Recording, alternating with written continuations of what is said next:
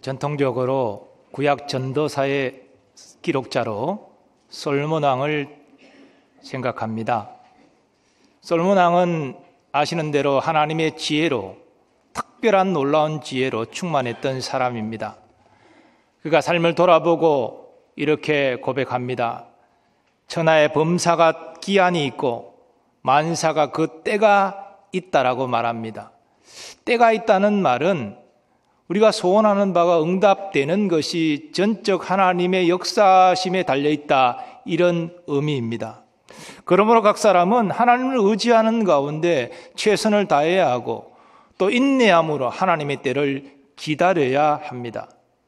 오늘 본문에는 믿음으로 하나님의 때를 기다린 두 사람이 소개되고 있습니다. 한 사람이 바로 시몬입니다. 시몬에 대하여 본문은 이렇게 증거합니다. 이 사람은 의롭고 경건하여 이스라엘의 위로를 기다리는 자라. 성령이 그 위에 계시더라. 여기 의롭다는 말은 하나님의 계명을 흠이 없이 지켰다는 의미이고, 경건하다는 말은 하나님을 경외한다는 의미입니다. 그런데 의롭고 경건한 시몬은 이스라엘의 위로를 기다렸습니다. 이 기다린다는 말은 미완료 시제로 되어 있는데, 이것은 어느 시점부터 지금까지 계속 기다려왔다는 그런 의미입니다.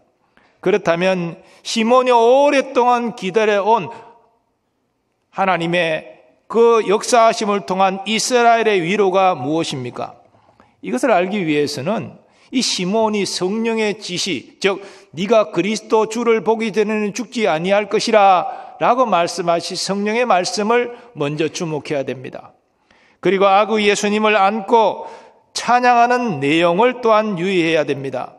주제여, 이제는 말씀하신 대로 종을 평안히 놓아주시는도다.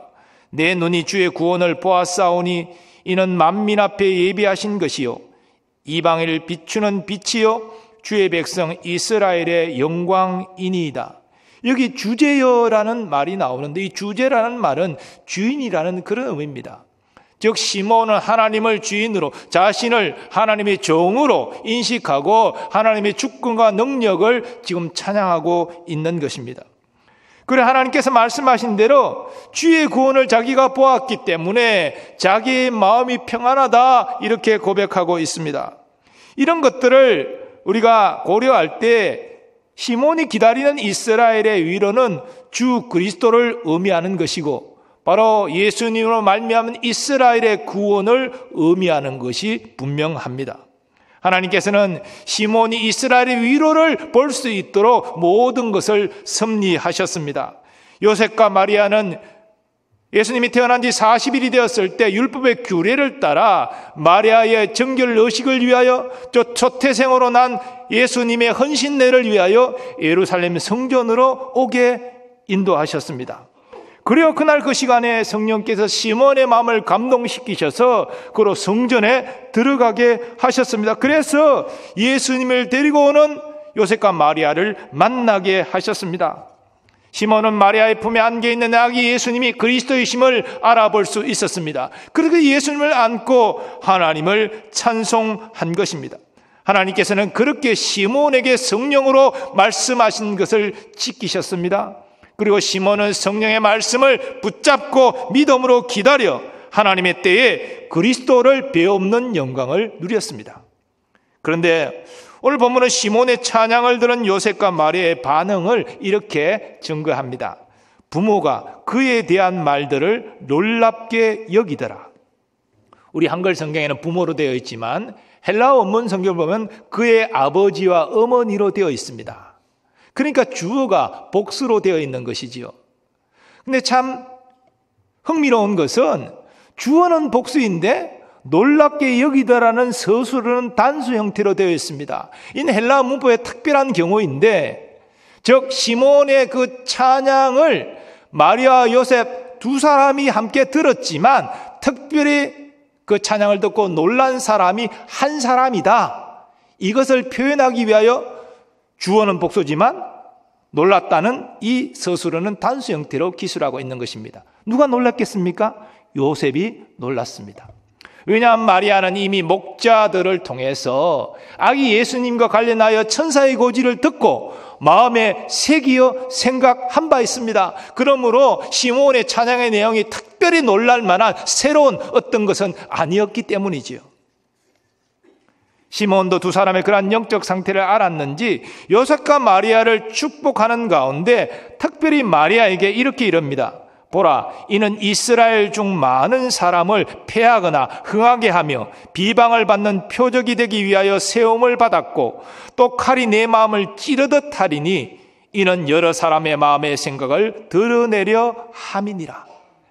이 칼이 내 마음을 찌르듯 하리라, 이 말씀은 마리아가 받을 고통을 의미합니다.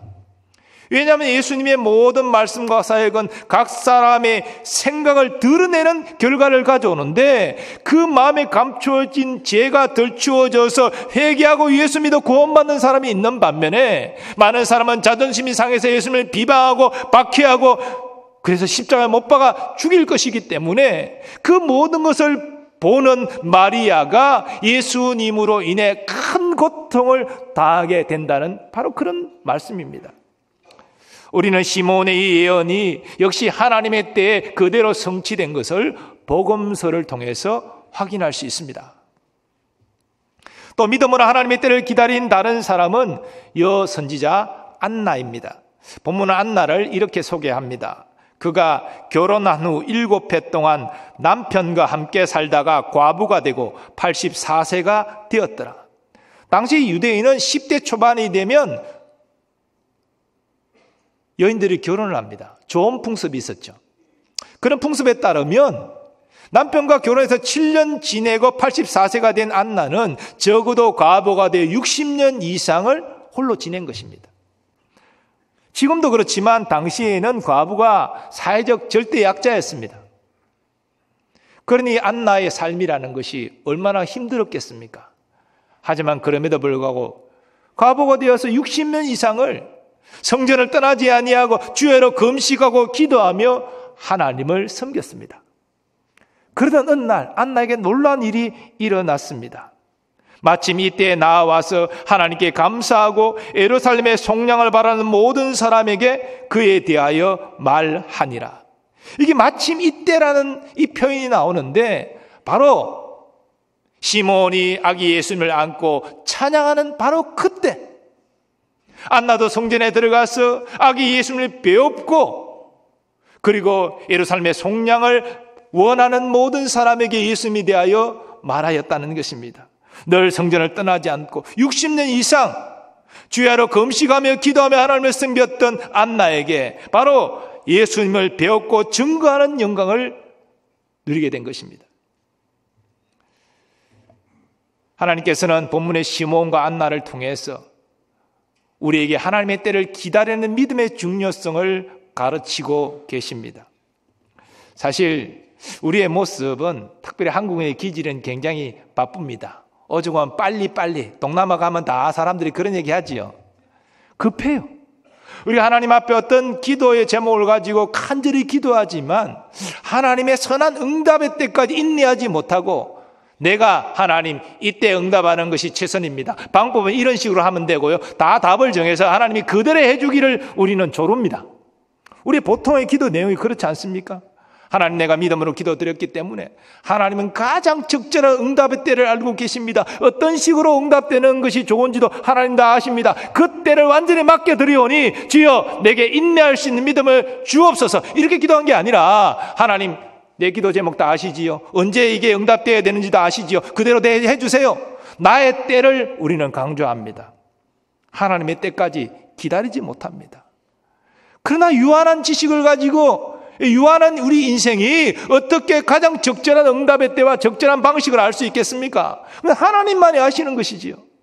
조급하게 나의 때, 나의 방식으로 응답되기를 원하고 그대로 이루어지는 것이 결코 좋은 결과를 가져올 수 없는 것입니다.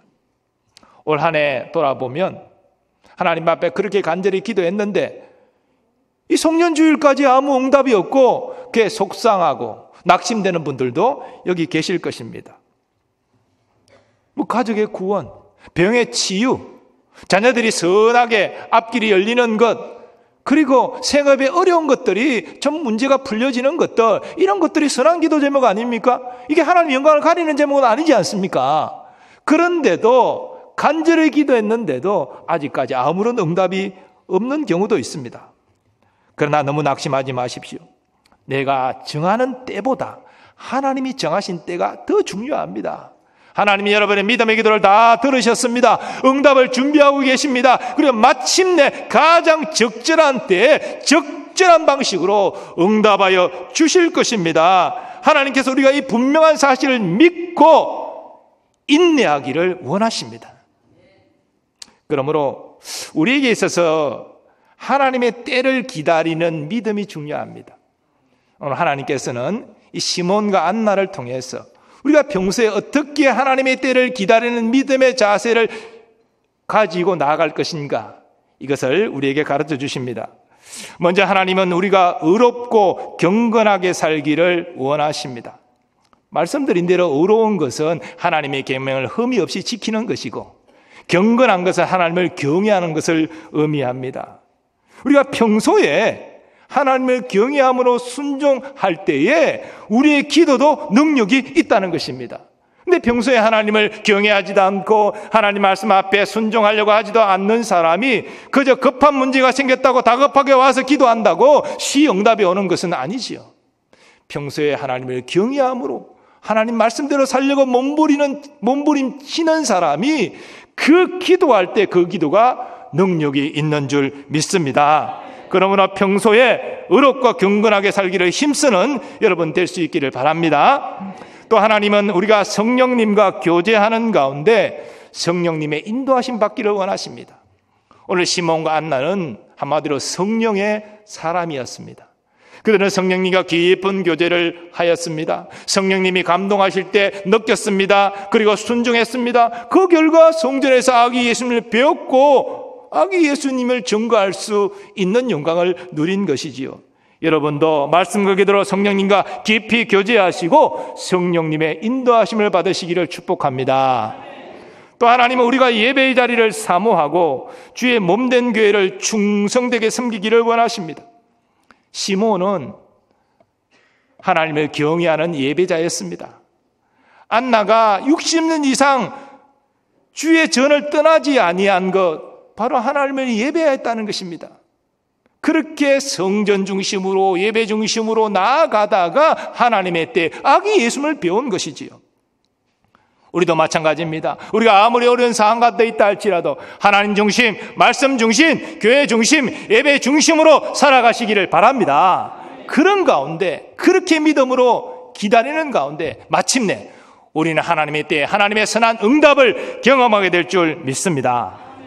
자, 그런데 오늘 본문에서는 하나님께서 우리가 응답을 기다리는 믿음의 자세에 더하여서 응답받은 이후에 우리의 믿음도 중요함을 또한 가르치십니다. 그렇지 않습니까? 우리가 은혜 받고 응답받고 그 이후에 우리의 믿음의 모습이 어떻는지, 이거 하나님이 주목하신다는 것입니다. 많은 사람이 간절히 어려움이 있을 때 기도하는데요, 응답받고 난 다음에는 더 이상 기도하지 않고 하나님 앞에 그런 간절한 마음으로 예배하지도 않습니다. 은혜 받은 이후에 사탄은 더 우리를 공격합니다. 그래서 은혜 받고 응답받은 이후에 우리의 믿음의 자세가 또한 중요한 것입니다. 하나님께서는 오늘 시몬과 안나를 통해서 응답받은 이후에 우리의 믿음의 삶이 어떠해야 될지를 또한 가르치고 계십니다. 먼저 하나님은 감사의 삶을 말씀하십니다. 시몬은 아기 예수님을 안고 하나님을 찬송하며 하나님이 말씀하신 대로 내가 그리스도 주를 배웠기 때문에 내 마음이 평안합니다, 이렇게 노래하고 있습니다. 이것은 하나님께 감사하는 것입니다. 하나님의 말씀하신 대로 이루어져서 내 마음이 평안합니다, 감사합니다. 감사라는 단어는 없지만 이 내용 자체가 하나님께 감사하는 것이죠. 안나도 예수님을 배웠고 하나님께 감사했다라고 본문은 증거하고 있습니다. 우리가 믿음의 사람이라면 그 문제를 해결해 주신 하나님, 은혜 베풀어 주신 하나님, 역사하신 하나님께 감사하는 것이 마땅할 것입니다. 감사는 은혜 받고 응답받은 자의 마땅한 도리입니다. 그리고 하나님은 우리의 감사를 기뻐 받으십니다. 감사로 제사를 드리는 자가 나를 영화롭게 하나니 그의 행위를 옳게 하는 자에게 내가 하나님의 구원을 보이리라. 하나님의 응답, 하나님의 역사를 경험하고 감사의 제사를 드린 자에게 하나님의 영광 받으시고 요 위대한 구원의 역사를 베풀어 주신다고 말씀하고 있는 것입니다. 그래서 어떤 성도의 믿음의 성숙의 정도는 그의 감사 응금의 내용을 보면 나타난다, 그런 말이 있습니다. 이 말은 얼마나 하나님 앞에 감사하느냐, 그리고 하나님 앞에 감사의 예물을 바칠 때 얼마나 정성을 다해 기쁨으로 하느냐, 거기에 그의 믿음이 드러난다는 것이죠. 그렇습니다. 감사는 우리의 믿음의 표현입니다. 하나님 앞에 감사함으로 영광 돌리는 여러분 될 수 있기를 축복합니다. 다음으로 하나님은 찬송의 삶을 말씀하십니다. 찬송은 하나님께 영광을 돌리는 것이죠. 하나님을 높이는 것입니다. 하나님께서는 하나님의 때 우리에게 은혜 주시고 응답 주셨습니다. 그럼 우리는 감사해야 될 뿐 아니라 또한 찬송을 통하여 하나님께 영광을 돌려야 하는 것입니다. 오늘 본문의 시몬은 그렇게 했습니다. 아기 예수님을 뵙는 순간 기쁨으로 하나님을 찬송했습니다. 하나님은 그런 믿음의 찬송을 기뻐 받으십니다. 그러므로 우리는 예수로 말미암아 항상 찬송의 제사를 하나님께 드리자. 이는 그 이름을 증언하는 입술의 열매니라. 아멘. 하나님의 은혜 응답을 받을 때 감사하고 더불어서 기쁨으로 하나님을 찬송하는 여러분 되시기를 축원합니다. 그런데 하나님의 은혜와 응답은 특별한 은혜와 응답이 전부가 아니라 우리의 일상의 모든 삶이 하나님의 세밀한 은혜와 응답의 결과임을 우리는 알아야 됩니다. 그래서 감사하고 찬송하는 삶은요, 특별한 기도 때문에 응답되고 엄청난 은혜를 받았을 때 하는 게 아니에요. 평소에 매일매일 하나님의 은혜를 깨닫고 하나님의 역사하심을 깨닫고 감사하고 찬양하는 것입니다. 우리가 주일 와서 오늘 주일 예배를 드립니다마는 이 예배의 주인공은 우리입니까? 하나님이십니까? 하나님이시죠. 그런데 예배의 모든 내용을 보면 우리가 중심입니다.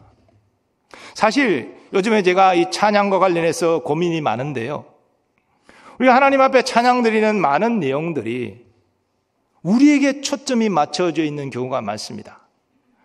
우리가 주일 예배를 드릴 때는요, 우리가 은혜 받는다는 마음이 물론 중요하지만 그 앞서서 한 주간 동안 나의 삶에 은혜 주시고 응답 주시고 인도해 주신 하나님께 감사합니다. 그래서 하나님께 올려드리는 우리의 믿음의 고백이 먼저입니다. 그래서 우리의 찬양의 고백이 하나님께 올려드리는 고백이 되어야 됩니다. 하나님께 감사합니다. 하나님 위대하심을 송축합니다. 하나님이 역사하신 것에 대하여 높여 올려드립니다. 하나님 만나기를 사모합니다. 이런 내용으로 올려드리는 것이 우리의 찬양의 고백이 되어야 되는 것입니다. 그런데 참 놀라운 것은요, 제가 지난주에 4부 예배를 그렇게 하나님께 올리는 찬양으로 다 바꾸어서 했거든요. 저 개인적으로는 참 은혜가 크더라고요. 하나님께 영광을 돌릴 때 하나님 우리의 찬양을 기뻐 받으시고 우리의 하염없는 은혜와 사랑을 부어주시는 줄 믿습니다. 세 번째로 하나님을 증거하는 삶을 하나님은 말씀하십니다. 우리가 하나님의 은혜를 받고 하나님의 응답을 경험했으면 그 위대하신 하나님, 그 위대하신 하나님의 역사하심을 우리는 증거하며 살아야 마땅하지 않겠습니까?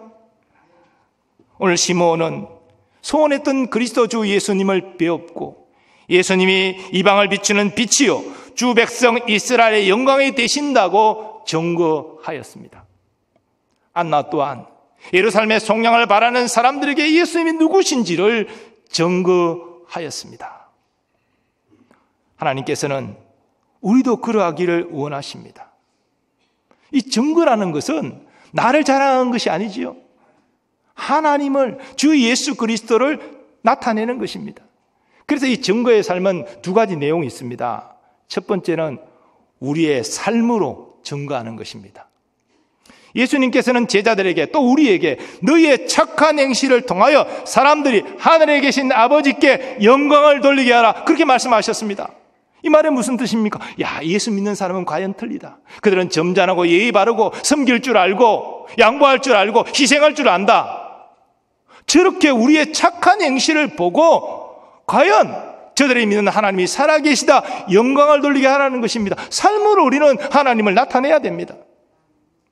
여기에 대하여 우리는 말로 또한 하나님을 증거해야 됩니다.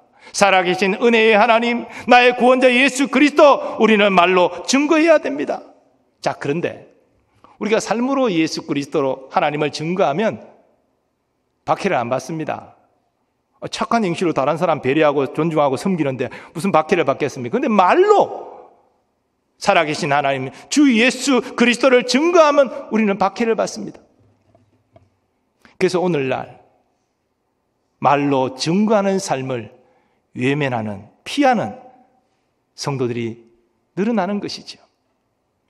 그러나 우리가 정말 은혜 받고 구원받았다면, 주님이 우리에게 지상 명령을 주신 것을 우리가 동의한다면 우리는 입술로 살아계신 하나님, 우리 구원자 예수 그리스도를 증거해야 될 줄 믿습니다. 하나님께서는 사도 바울을 통하여 이렇게 말씀하셨습니다. 그리스도를 위하여 너희에게 은혜를 주신 것은 다만 그를 믿을 뿐 아니라 또한 그를 위하여 고난도 받게 하려 하심이라. 너희에게도 그와 같은 싸움이 있으니 너희가 내 안에서 본 바요 이제도 내 안에서 듣는 바니라. 사도 바울은 로마 감옥에서 이 빌립보서 편지를 썼습니다. 내가 그리스도를 위하여 고난받는 걸 너희도 보았지 않느냐. 그리고 너희도 지금 그리스도를 증거하는 삶에 고난을 받고 있다. 그러나 하나님은 너희에게 은혜를 주셔서 예수를 믿어 구원받게 할 뿐 아니라 그를 위하여 고난도 받게 하신다라고 말씀하고 있는 것이죠. 사랑하는 여러분, 예수를 믿다가 예수를 위하여 고난받는다. 여러분, 이것은 가치가 있습니다. 우리가 2000년 교회 역사에서 가장 교회가 영적으로 순결하고 영적으로 부흥했던 때가 언제라고 말합니까? 초대교회 때입니다. 예수 믿으면 죽을 수 있는 박해를 받는 그 시기에 가장 믿음이 순결했고 가장 뜨거웠습니다. 오늘 이 시대가 예수 믿는 것이 조롱을 받는 시대고 예수님을 증거하는 것이 박해받는 시대라고 한다면 우리의 믿음의 순결을 회복할 수 있는 절호의 기회이고 교회의 거룩함을 회복하는 절호의 기회인 것입니다. 증거자의 삶을 통해서 여러분의 믿음의 순수함을, 여러분의 믿음의 가치를 드러내시기 바랍니다. 주를 위해 고난받을 때 주님이 여러분과 함께 하십니다. 여러분에게 이전에 경험하지 못했던 신비한 은혜와 능력을 베풀어 주십니다. 올해 마지막 주일인 송년주일 한 해를 돌아보면 말씀드린 대로 아쉬운 일이 많을 것입니다. 그러나 이 타락한 세상 가운데 또 우리의 예약한 모습 가운데 항상 우리는 아쉬움이 있는 것이 사실입니다. 그러나 믿음의 관점에서 볼 때 예수 그리스도 안에 있는 우리에게는 앞으로 더 놀랍고 위대한 일들이 많이 남아있다는 사실을 기억하시기 바랍니다. 이전에 경험했던 은혜보다 더 큰 은혜가 남아있습니다. 이전에 경험했던 응답보다 더 놀라운 응답이 앞으로 예비되어 있습니다. 그러므로 하나님의 때를 기다리는 믿음으로 승리하는 여러분 되시기를 바랍니다. 평생 하나님을 경외함으로 순종하시기 바랍니다. 성령님과 교제하시고 성령님의 인도하심을 받으시기 바랍니다. 항상 예배의 자리를 사모하시고 주의 몸된 게 충성되게 섬기시기 바랍니다.